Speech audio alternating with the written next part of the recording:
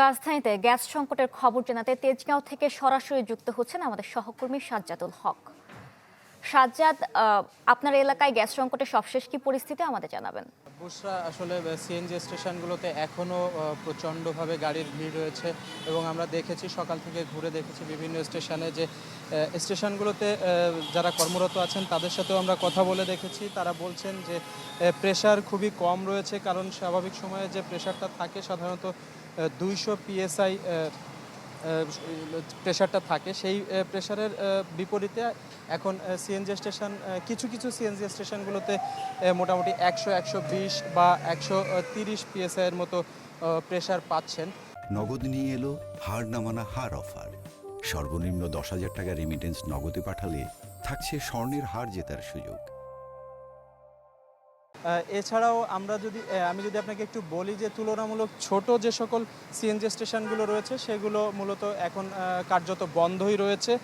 আর তুলনামূলক বড় যে সিএনজি স্টেশনগুলো তার থেকে মোটামুটি কিছুটা স্বাভাবিক রেখেছে, যা পাচ্ছে তার মধ্যেই কিছুটা স্বাভাবিক রাখার চেষ্টা করছে গ্যাস সরবরাহটা। আমি যদি আপনাকে একটু বলি যে টানা 25 দিনের যে তীব্র গ্যাস সংকট, এর পরে গত শনিবার সামিটের টার্মিনাল পুরোদমে এবং এক্সিলারেটরের টার্মিনাল আংশিকভাবে চালু হলে সরবরাহ কিছুটা বাড়ে।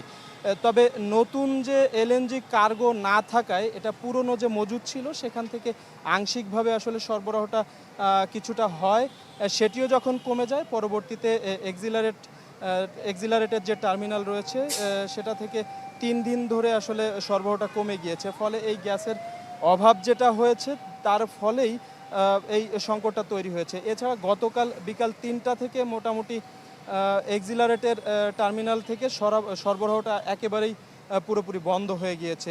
এতে এই সংকটটা আরও বেশি ঘনীভূত হয়েছে। মূলত শঙ্কা রয়েছে যে আগামী কয়েকদিন যাবৎ এই সংকটটা স্থায়ী হতে পারে।